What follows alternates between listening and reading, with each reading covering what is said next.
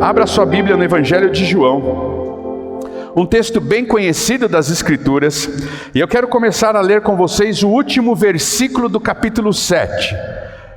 João capítulo 7, versículo 53, e a partir deste texto, até o versículo 11, nós vamos pensar a respeito da culpa. Como eu posso vencer a culpa? E o texto bíblico então diz assim: e cada um foi para a sua casa. Jesus, no entanto, foi para o Monte das Oliveiras. De madrugada voltou novamente para o templo e todo o povo se reuniu em volta dele e Jesus, assentado, os ensinava. Então os escribas e fariseus trouxeram à presença dele uma mulher surpreendida em adultério e, fazendo-a ficar em pé no meio de todos, disseram a Jesus: Mestre, esta mulher foi surpreendida em flagrante adultério. Na lei, Moisés nos ordenou que tais mulheres sejam apedrejadas. E o Senhor, o que tem a dizer? Eles diziam isto tentando-o, para terem de que acusar. Mas Jesus, inclinando-se, escrevia na terra com o dedo.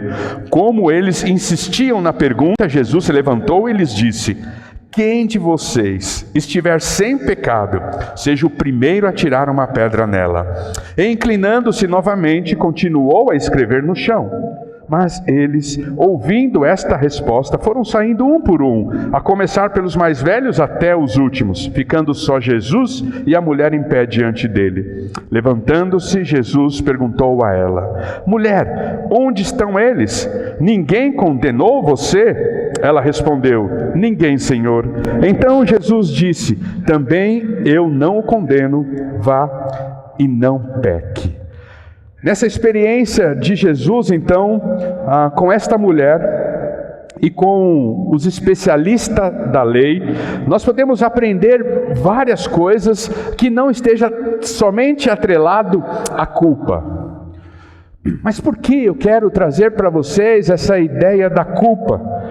Porque desde o início da humanidade, e até mesmo quando nós olhamos para a lei mosaica, há um valor intrínseco no nosso coração, há uma ideia profunda, enraizada no coração do ser humano, de que tudo tem um preço, ou que tudo deve ser pago. Há um sentimento enraizado no nosso coração de que tudo deve ser pago. E uma das expressões, que não deixa de ser verdade e que fortalece esse sentimento é: para toda ação existe uma reação, ou para toda ação existe uma consequência. Não é mentira. Todos nós sabemos que para toda ação nossa existe uma reação, para toda ação existe uma consequência. Mas qual é o problema desta ideia intrínseca, enraizada no nosso coração? É que essa ideia fortalece a culpa e inibe a graça. Porque todos nós, quando olhamos para as nossas atitudes e quando olhamos para o nosso comportamento e tudo aquilo que nós fazemos que está em desacordo com os nossos valores ou que nos desagrada, e nós pensamos nisso, para toda ação existe uma reação ou para toda atitude existe uma consequência, logo nós somos então envolvidos pela consequência: eu vou pagar por isso. Eu não devia ter feito isso, vou ter trabalho para corrigir isso. Eu não devia ter falado assim, e tem consequências agora sobre a minha vida. O que vão pensar de mim, o que vão falar de mim, quais são as consequências, como que eu vou consertar essa besteira que eu fiz, qual o preço que eu vou ter que pagar, e agora para retomar tudo aquilo que nós perdemos, porque esse é o nosso sentimento. Para tudo que fazemos, existe um preço a ser pago, existe um valor a ser pago. E quando nós pensamos que toda ação existe uma reação, nós estamos valorizando a culpa e inibindo a graça. Jesus então vem para nesta noite nos lembrar que sim, existe uma consequência para as nossas atitudes, mas que nós não precisamos nos esquecer da graça, que nós não devemos nos esquecer da graça. E quando nós olhamos para as Escrituras, esta ideia no Antigo Testamento, ela é ainda mais fortalecida, porque toda a lei mosaica, ela é construída no sentimento de que o homem precisa pagar pelos seus erros. A lei mosaica nada mais é do que a tentativa do homem, ou a necessidade do homem, porque a graça ainda não existia, Jesus ainda não havia chegado. Então, a lei mosaica é a determinação da pena que o homem precisa pagar diante do erro que ele comete aos olhos de Deus. Eu estava lendo esta semana, por exemplo, Levíticos 14, quando fala sobre a lepra.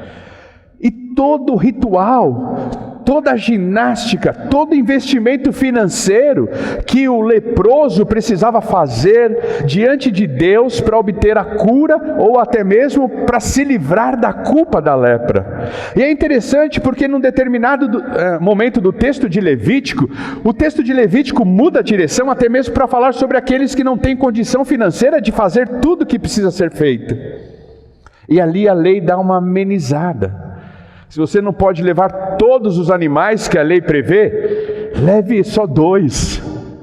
E eu fico imaginando se isso fosse no Brasil, né? E a gente dando o nosso jeitinho brasileiro. Imagine se nós tivéssemos que ofertar a Deus, né, para ser curado de alguma coisa, e Deus fala assim, você precisa investir R$1.000, mas se você não tiver R$1.000 para investir, invista 100, e eu vou te curar do mesmo jeito. Brasileiros do jeito que somos, acho que nós sempre investiríamos 100 e deixaríamos 1.000 para depois. Mas a lei mosaica é isso. Até mesmo a ideia de culto, muitas vezes, ela pode ser atrelada à necessidade de eu estar aqui para pagar a Deus o que Ele fez por mim. Por isso, como eu gosto de dizer, sempre houve um movimento, vamos levar uma vida leve, precisamos de uma vida leve. Vida leve não é deixar de fazer o que fazemos, vida leve é fazer o que fazemos de um jeito diferente. Leveza não está em diminuir a atividade, leveza está em fazer as mesmas atividades, mas de uma maneira sem pressão, sem culpa, sem a necessidade de provar o que somos, o que podemos, o que conseguimos. Também existe aí um modismo agora no mundo evangélico. Tudo é religiosidade agora. Então alguns acham que 2 cultos é religiosidade. Mas muitas vezes eu vou para um culto só e dizendo assim, mas só tem um culto na semana, se nem nesse eu vou, o que eu vou fazer da minha vida? A religiosidade não está em quantos cultos eu frequento na semana. A religiosidade está em como eu vou para o culto que eu frequento. Se eu vou de coração aberto, desejoso de abençoar e ser abençoado, de ouvir a voz de Deus, de sentir a presença de Deus. Eu posso vir 7 dias da semana no culto, nunca será religião, será a minha espiritualidade sendo evidenciada na presença de Deus. Mas, se porque só tem um culto à igreja, e só tem um culto na semana, eu tenho que ir, você é tão religioso quanto o outro. Porque a religiosidade não está no que fazemos, a religiosidade está em como fazemos. E muitas vezes a religiosidade é um reflexo da culpa. Quantos podem vir a um culto por causa da culpa? Quantos podem deixar de vir a um culto por causa da culpa? E quando nós olhamos então todo o sistema religioso do Antigo Testamento e toda a lei mosaica, ela pode fortalecer a culpa. Por isso Jesus veio. Por isso o Evangelho da Graça. Por isso Jesus, lá na cruz. Porque agora eu não preciso pagar mais nada. Porque Jesus já pagou tudo. Agora eu não preciso fazer o meu sacrifício diante de Deus, porque Jesus já fez o sacrifício. Agora eu não preciso oferecer a minha oferta por obrigação, ou por recompensa, ou para me livrar da minha culpa, porque Jesus é a oferta sumária na cruz do Calvário para me libertar de toda essa culpa. Na noite de hoje eu quero convidar você a de fato viver o Evangelho da Graça, independentemente do seu momento. Talvez se eu perguntasse para você, qual é a culpa que você tem carregado sobre os seus ombros na noite de hoje? Qual é a culpa que você tem carregado sobre os seus ombros nesta semana? Durante a sua história, durante este ano? Jesus está convidando você a deixar esta culpa aqui no altar, para viver o evangelho da graça. E quando nós olhamos para esse texto, nós vemos então Jesus, ele tomando pé da situação, sendo confrontado, por fariseus e por escribas, e ali então tendo que ensinar aqueles homens que a graça é uma realidade, que a graça é uma evidência e que nós não precisamos carregar a culpa. O texto é cheio de detalhes, rico em detalhes. O texto, por exemplo, mostra um Jesus humilde. Olha comigo os versículos que nós acabamos de ler, os 2 primeiros versículos. Versículo 53 do capítulo 7 e o versículo 1 do capítulo 8. Vocês conseguem perceber a humildade de Jesus aí?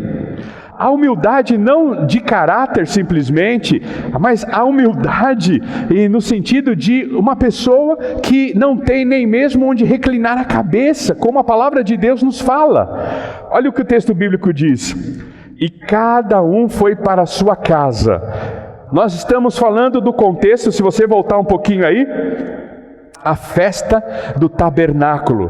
Era um tempo de festa. Israel estava em festa. O capítulo 7 descreve a festa dos tabernáculos, a festa das tendas. E eles estavam ali celebrando, festivos. Acabou aquele dia, acabou a festa. Quando acaba uma festa, para onde nós vamos?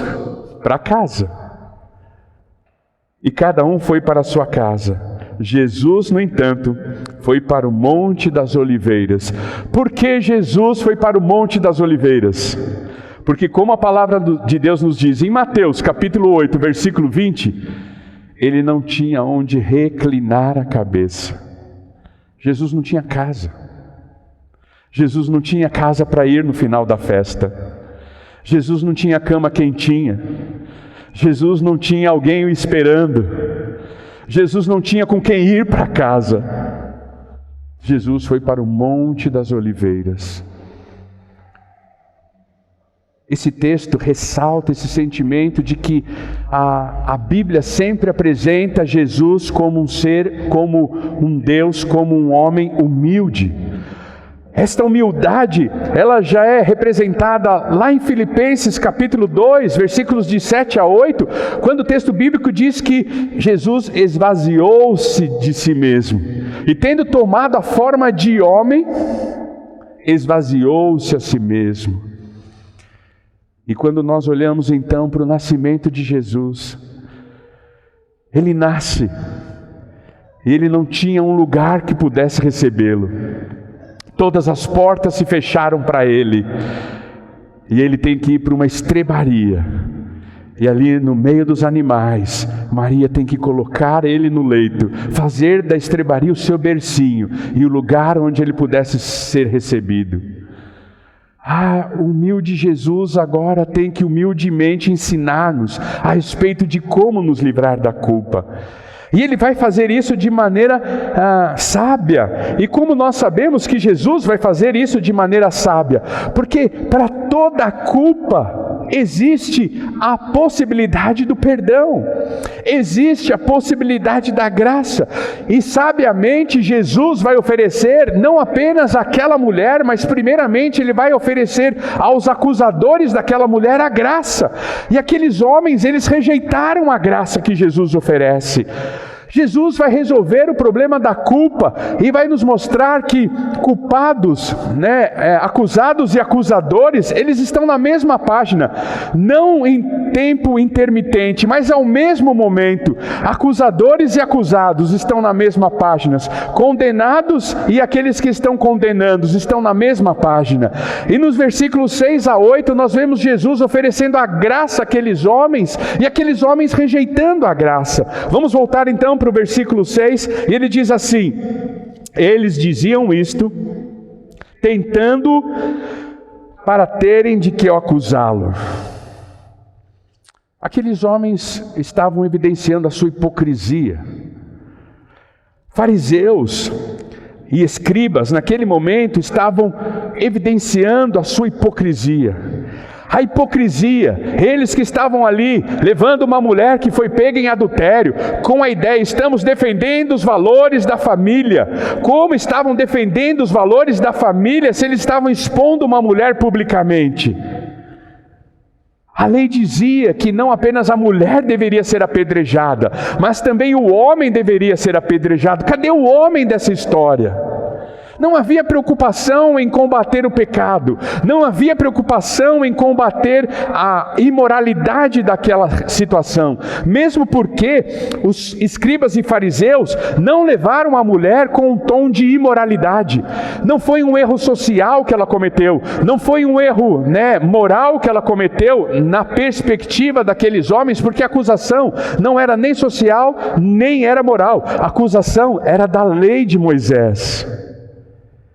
Eles dizem, na lei Moisés nos ordenou que tais mulheres sejam apedrejadas. E o Senhor o que tem a dizer? Hipocrisia. Eles não criam em Jesus como o mestre deles. Eles não criam em Jesus como o Senhor deles. Mas neste momento em que eles precisam ali confrontar Jesus, eles chamam Jesus de mestre, Jesus de rabi, Jesus de professor, quando na verdade eles não criam em Jesus como mestre. Outro sinal da hipocrisia deles. Mais um sinal da hipocrisia deles. Eles estavam então ali com uma mulher, deixaram de lado o homem também deveria estar ali para ser apedrejado junto com a mulher, porque é o que Levítico 17 nos ensina a respeito deste momento. E ali então, eles simplesmente querem colocar Jesus numa sinuca de bico. Porque se Jesus dissesse assim, não vamos apedrejar, ele cometia um crime religioso. Se Jesus tivesse dito assim, pode apedrejar, não é isso que a lei diz? Ele seria acusado de um crime civil, porque ele não tinha o poder, ele não tinha autoridade de passar sobre Roma, ele não era pertencente ao sinédrio, ele não era um juiz que poderia julgar, ele não era um julgador, um jurista que podia determinar a sentença. Então, se ele dissesse, ataque a pedra, ele cometeria um crime civil. Aqueles homens poderiam chegar a Roma e falar assim, está fazendo o papel do sinédrio, prendam-o. E Jesus poderia ter sido preso. Mas se ele mandasse atirar as pedras, ele estaria negando tudo aquilo que ele já havia pregado até então. Então, ele estaria cometendo um crime ideológico. Toda a graça que Jesus ensinou até então, todo o amor que Jesus ensinou até então, toda a benevolência que Jesus ensinou até então, cairia tudo isso por terra. Então, qualquer que fosse a decisão que Jesus tomasse, ele estaria errado. Qualquer que fosse a palavra de Jesus naquele momento, ele estaria errado. Por isso aí vem a sabedoria de Jesus nesse tempo, e usar a própria lei para contornar a situação. E ali, colocar acusadores na mesma posição de acusados. E mostrar que todos ali são culpados, e que nenhum daqueles que estão ali são inocentes. E como ele faz isso? O texto bíblico diz assim, a partir do versículo 7. Como eles insistiam na pergunta, Jesus se levantou e lhes disse, quem de vocês estiver sem pecado, seja o primeiro a atirar uma pedra. E inclinando-se novamente, continuou a escrever no chão. A lei, em Levítico 17, diz que as testemunhas, elas só poderiam atirar a pedra se elas não tivessem o mesmo culpado de quem estava sendo acusado. Então, quando Jesus diz assim, se você estiver sem pecado, a expressão sem pecado não é simplesmente a ideia de sem o ato cometido, mas é a ideia da intenção de se cometer o ato. Vocês se lembram no Sermão do Monte, quando Jesus disse, aquele que olhar para uma mulher intencionalmente ou de forma errada já adulterou no seu coração, é o mesmo sentimento aqui de Jesus. Jesus está olhando para aquelas pessoas e nós não sabemos, de fato não sabemos, o que é que ele escrevia no chão. Alguns podem sugerir que ele está escrevendo a continuação da lei de Levítico que aqueles homens estavam usando para acusar aquela mulher. Era uma possibilidade. Jesus estava escrevendo a lei. Outra possibilidade é que Jesus estava escrevendo palavras que remetiam aqueles homens à sua condição de culpado também. Mas o que vem no meu coração é que Jesus lembrou aqueles homens que todos eles já tiveram um dia a intenção de adulterar. Por isso ele diz: se algum de vocês está sem pecado, que atire a primeira pedra. E aqueles homens sabiam que eles não poderiam atirar a pedra, porque eles eram tão culpados quanto aquela mulher que havia sido pega em adultério.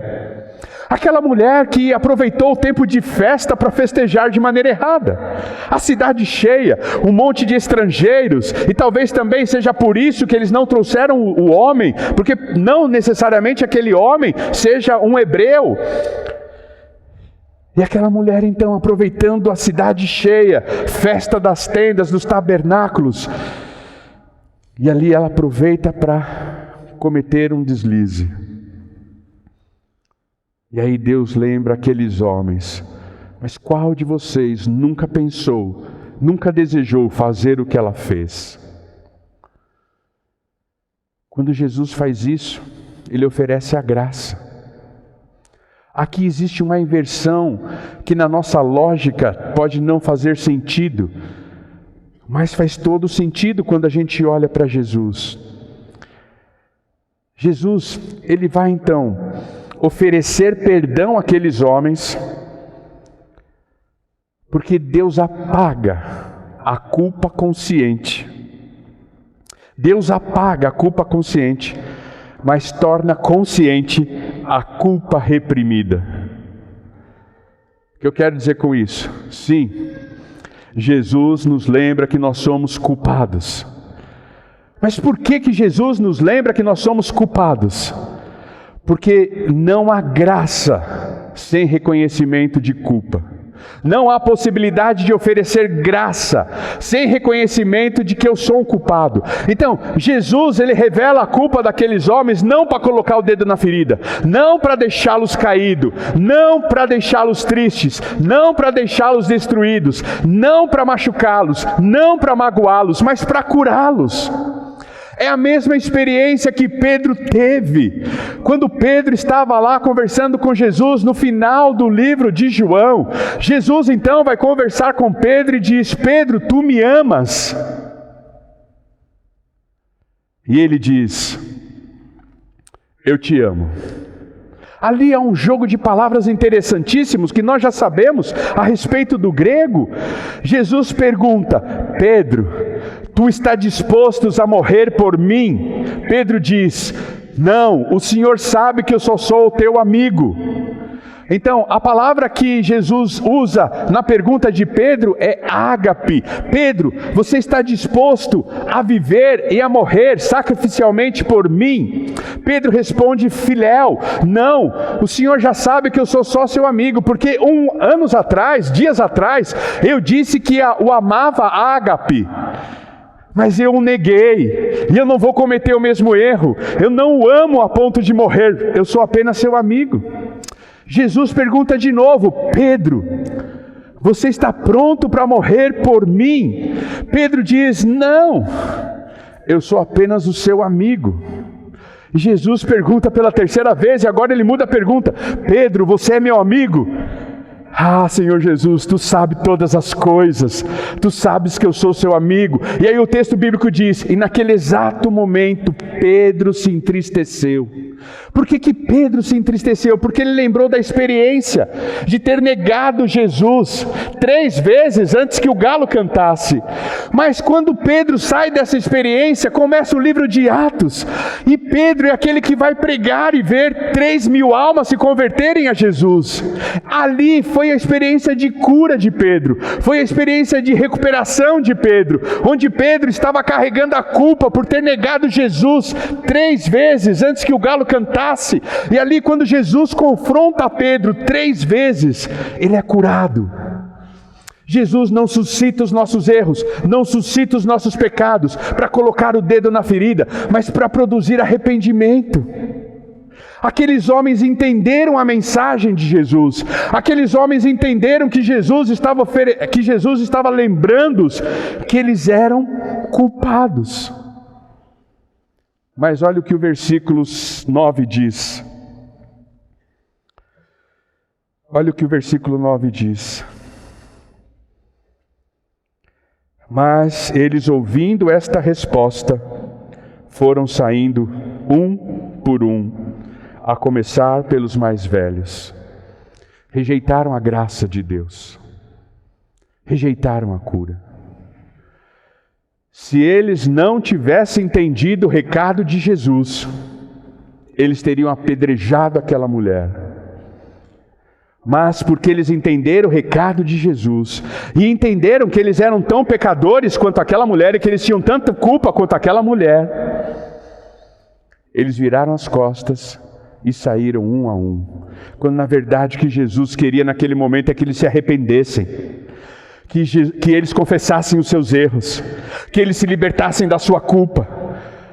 Jesus está na noite de hoje oferecendo a graça dele sobre você ou para você. Você não precisa continuar carregando a sua culpa. Você não precisa continuar carregando esse sentimento. Por que eu fiz isso? Por que eu falei aquilo? Por que eu não fui? Por que eu fui? Por que eu fiz? Por que eu não fiz? Você não precisa mais disto. Acusadores e acusados, culpados e condenados, eles estão sempre na mesma linha da história da humanidade. Na mesma linha, na mesma história da humanidade. Jesus sabiamente então vai combater aquela maldade oferecendo graça. E aqueles homens não aceitaram. Qual é a culpa que você tem carregado na noite de hoje? Foi o que você fez nesta semana? Foi o que você deixou de fazer esta semana? Foi o que você fez o mês passado, deixou de fazer o mês passado? Ou há anos você tem carregado uma culpa? A ponto de você dizer, se não fosse aquele episódio eu não estaria assim, poderia estar de outro jeito, poderia ser outra pessoa, poderia estar fazendo outra coisa, poderia estar vivendo de outra maneira. E você não tem vivido o seu presente, porque uma culpa tem escravizado você. Jesus está oferecendo graça a você na noite de hoje. Ele talvez esteja suscitando no seu coração algo que precisa ser recuperado, restaurado. Ele não está colocando o dedo na ferida para te machucar. Porque se eu disser para você que a graça de Deus está disponível, é metade da verdade. Porque a graça de Deus está disponível para quem tem consciência de culpa e que precisa da graça. Aqueles homens não tinham consciência de culpa. E Jesus fez a inversão. O que é que ele fez? Como eu já disse, ele apagou a culpa consciente daquela mulher, mas tornou consciente a culpa daqueles homens que estava reprimida, para poder apagar agora a culpa consciente, que não é mais reprimida, porque Jesus suscitou. Qual é a culpa que você tem carregado? Se você está consciente dela, existe graça para você na noite de hoje. Existe perdão para você na noite de hoje. Porque Jesus oferece perdão a todos. E só desfrutam aqueles que têm reconhecimento de culpa e querem a graça. Que foi exatamente o que aquela mulher fez.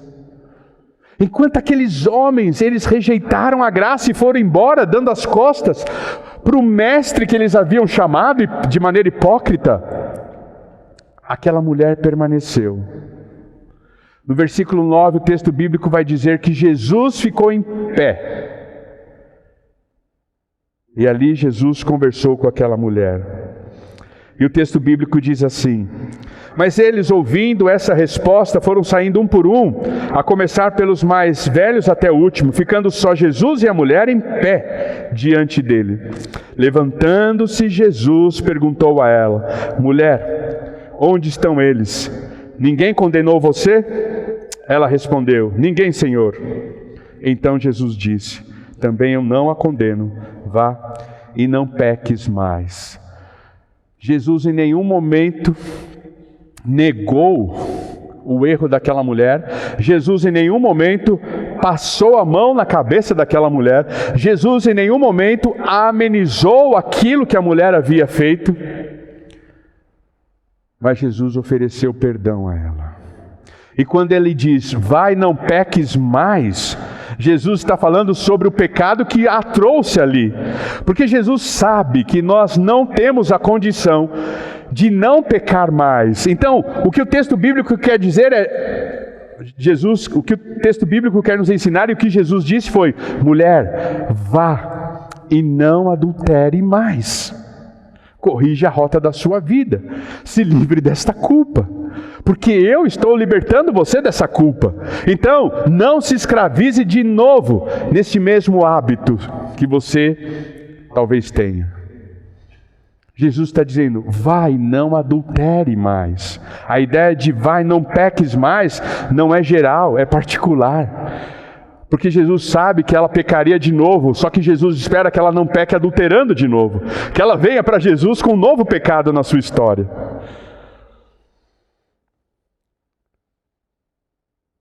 Na noite de hoje eu preciso pensar: que tipo de relação eu quero com Jesus? Daqueles homens que viram as costas, a graça que foi oferecida e vou embora? Ou daquela mulher que aceita a graça oferecida e sai de lá liberta?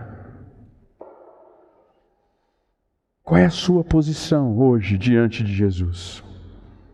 Você quer continuar lidando com a sua culpa?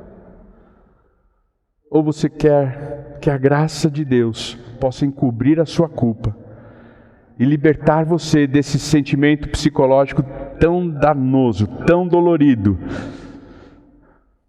Qual é a sua escolha na noite de hoje? Mas aquela mulher, ela simboliza todos os desprezados de uma sociedade. E em algum determinado momento da nossa história e da nossa vida, nós já nos sentimos desprezados. Aquela mulher é a representação dos desprezados de uma sociedade.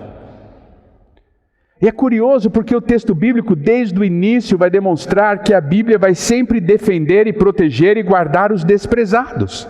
Claro que nenhum de nós queremos ser desprezado, mas é evidente, é verdade também, como eu já disse, que em algum momento da história nós fomos desprezados ou nos sentimos tal.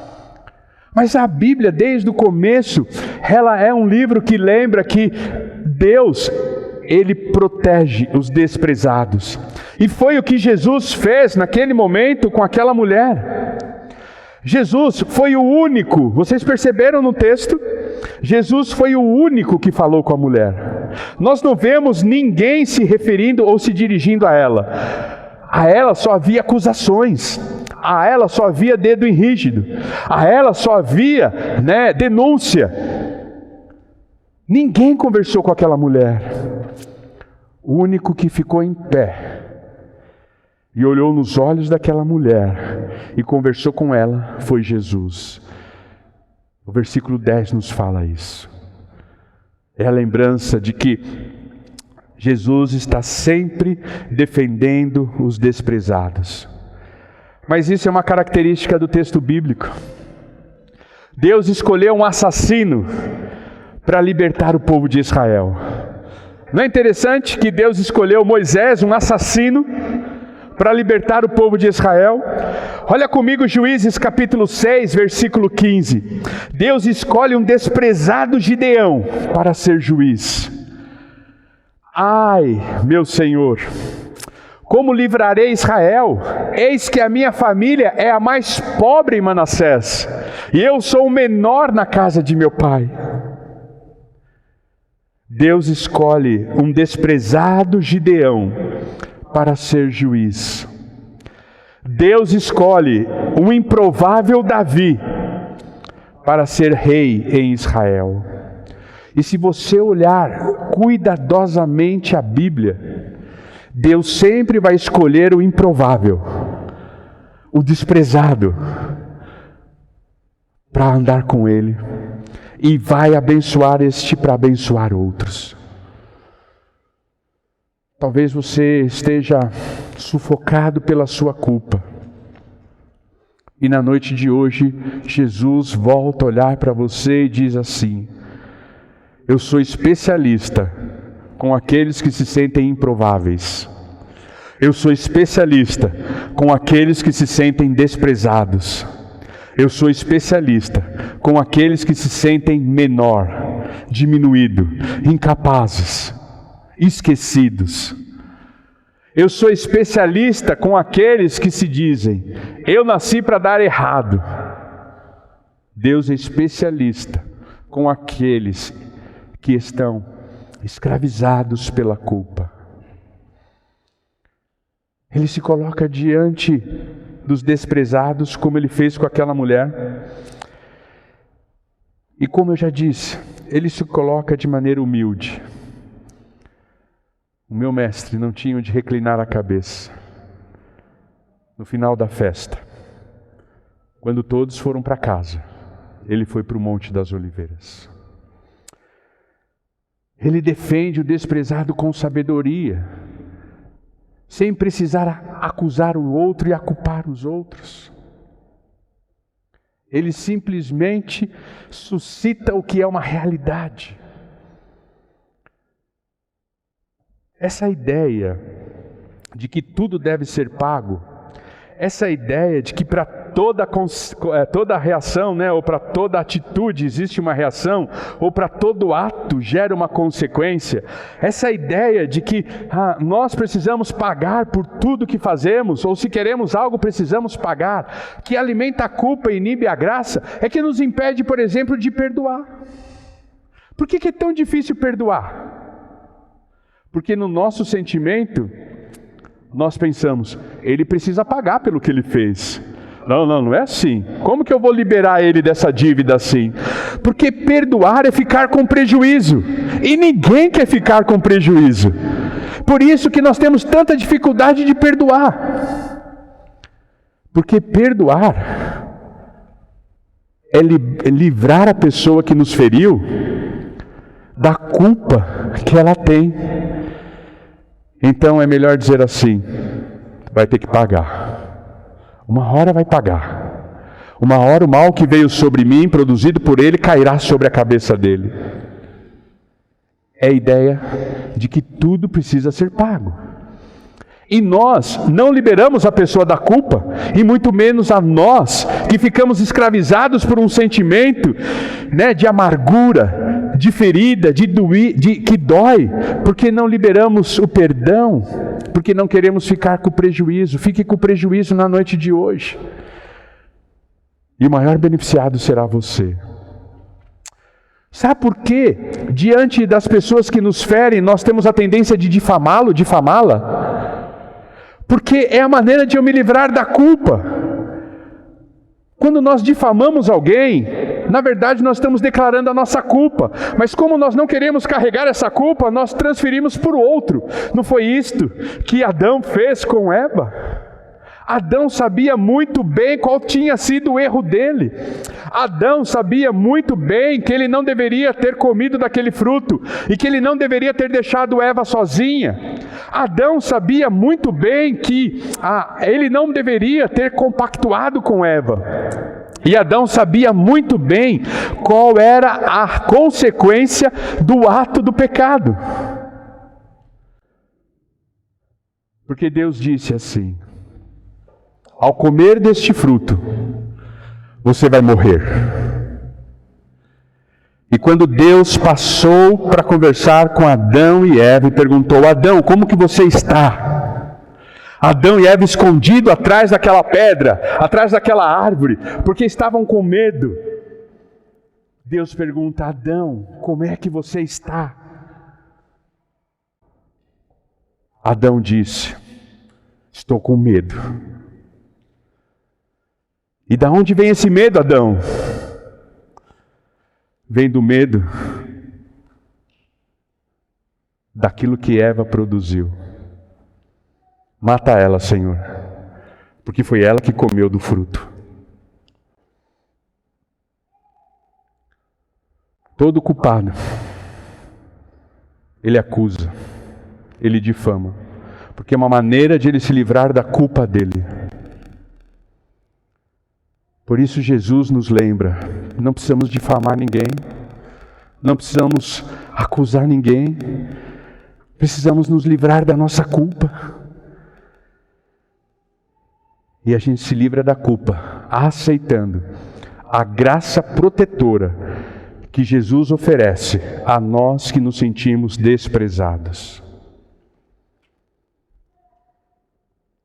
O texto bíblico, então, ele vai terminar com esta cena libertadora do versículo 11.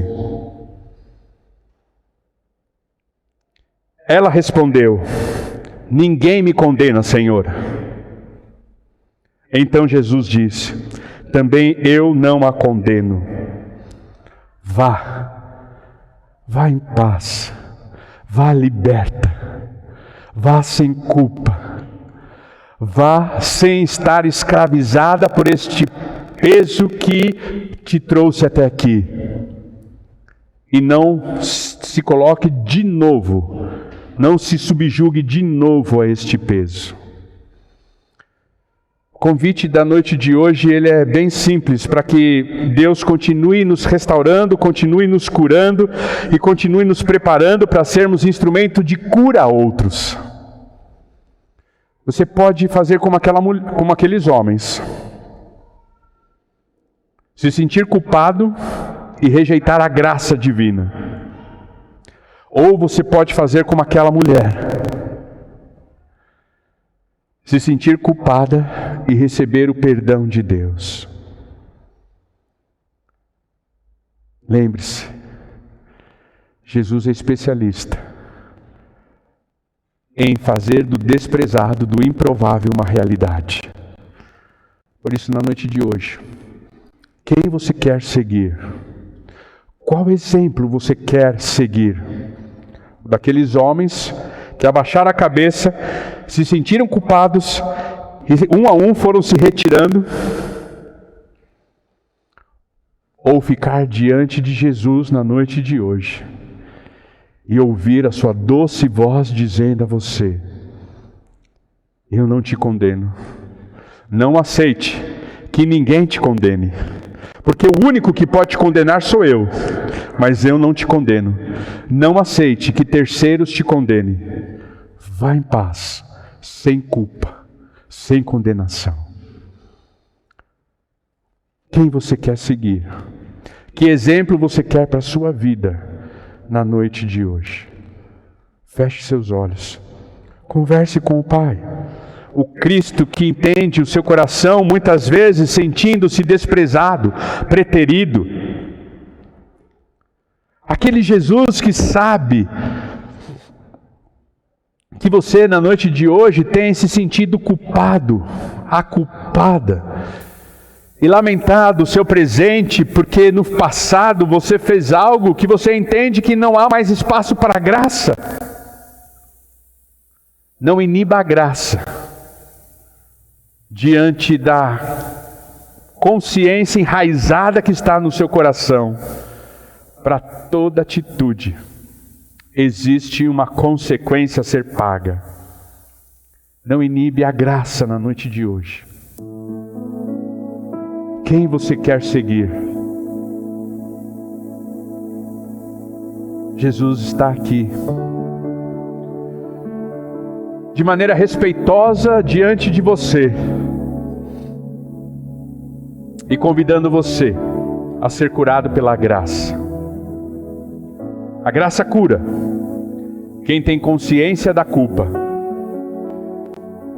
Se você tem consciência da culpa, deixe a graça te curar na noite de hoje.